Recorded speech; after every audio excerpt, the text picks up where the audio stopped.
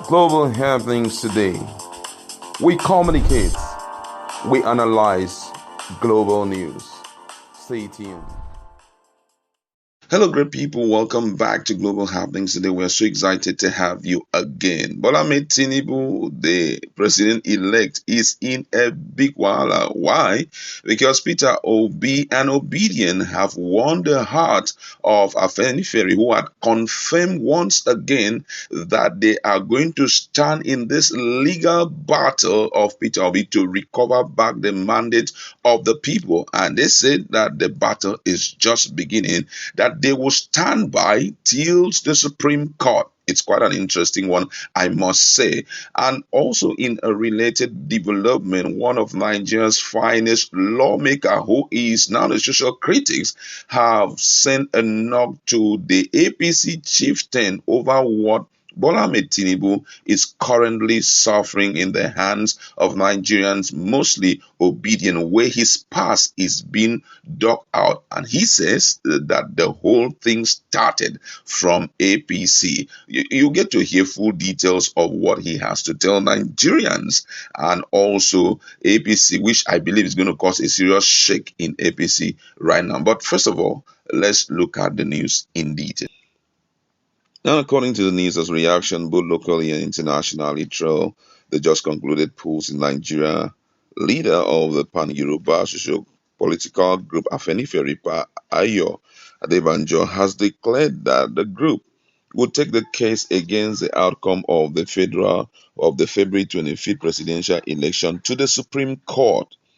In his address during a Thanksgiving service held to commemorate his 95th birthday anniversary at St. Philip's Anglican Church in Ogbo, Ijebu, Ogun State, Adebanjo maintained that Nigerians should not allow their rights to be trampled upon, citing alleged electoral malpractices and brigandage during the exercise. The octogenarian contended that his advocacy and struggle for a better Nigeria were not self-centered but aimed at liberating the masses from the shackles of poverty, oppression, unemployment, bad governance, and other vices. According to him, he said, "Don't be afraid because we have just started the fight," urging Nigerians not to allow their rights to be trampled upon. Adebanjo also criticized the current state of the country, saying, "This is not the Nigerian we fought for. What would the sage Pa Obafemi Awolowo, late Nnamdi Azikiwe, and Sardauna of Sokoto be saying about our present abysmal state in the country? This is not how we practice politics."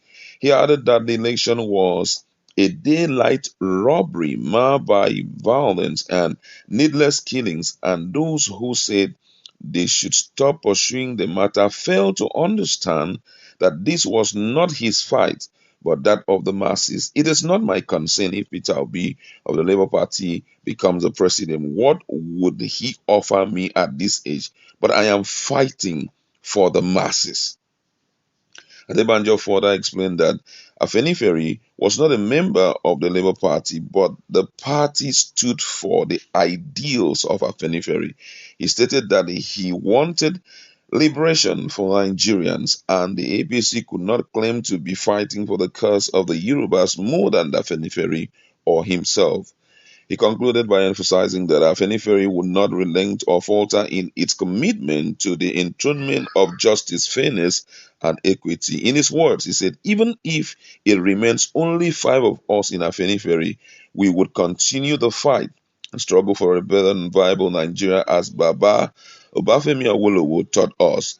Meanwhile, dignitaries at the birthday ceremony, including former President Olusegun Obasanjo, former Deputy Governor of Ogun State, Senator Gbenga Kaka, Senator Femi Okunrumu, and chieftains of Afenifere, amongst others, were present. Meanwhile, in a related development, the former Nigerian lawmaker, in the person of Senator Shehu Sani, says the elite and chieftain of the All Progressive Congress APC should be held responsible for all the negative things being said about President-elect Bola Ahmed Tinubu.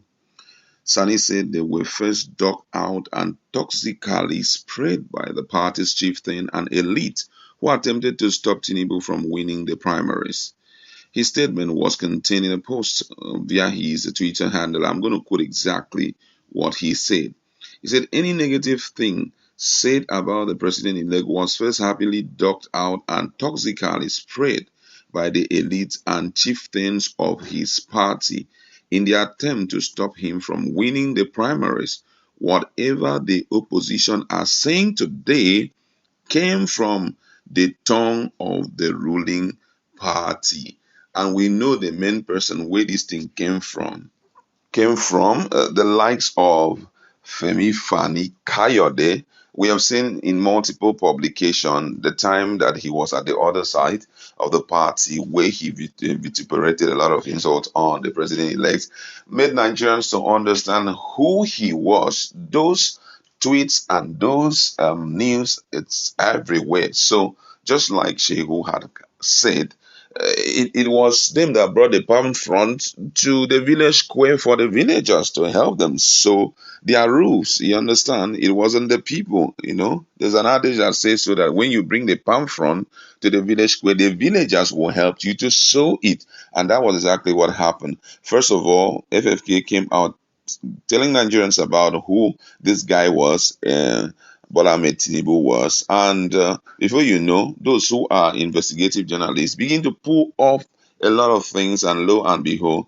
that was what we saw, that actually it was true. So just like Shehu Sani had rightly said, it all started by the internal fights in APC. That was what brought to limelight all the Waha and all the secret about Bola Ahmed Tinubu. But then let's just look back to what Afenifere had rightly said. Afenifere, made Nigerians to understand, their standpoint in the fight to recover back the mandate of the people. Don't forget that Peter Obi is a perfect representation of the people, the masses.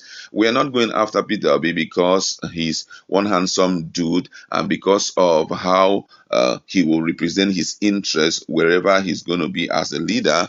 That was why we all supported him. Of course, no. We saw him with an imprint of what was the heartbeat of the people. We saw him with a blueprint of what the people want. And when we saw him and we look back at his record, we also noticed that this man does not have anything personal to gain from being the president. He's only representing the interests of the people, and thus far that had been what is in his track record. He only represents the interests of the people. So that is why Nigerians are coming out in so much crowd. And Afenifere said, hey, we can't be left out. At least before I check out from this world, let it be that if peradventure there is a group of Nigerians out there waiting to ask me questions at the other side of the river, I will look them in the eyes. I said, I fought a good fight. I sustained the democracy and the goodwill that was handed over to me. I made sure that Nigeria transited from that corruptness that it was known for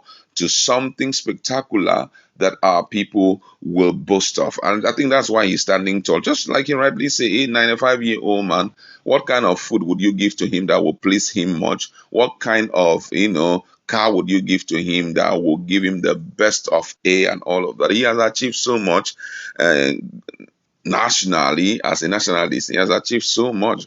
So what is that thing? His mates, most of them are long gone, dead, gone. So he's not really looking at what he stands to benefit, but just to make sure that Nigeria becomes a country that all and sundry are expecting to see. Well, let's see how they will hold ranks to fight with Peter Obi until that which is the mandate of the people is recovered. That's where we like to leave it. Go to our comment section. Let's interact. What's your position on these two news? Afenifere is still standing strong and telling Nigerians they are not quitting anytime soon. And also what Shehu Sani had said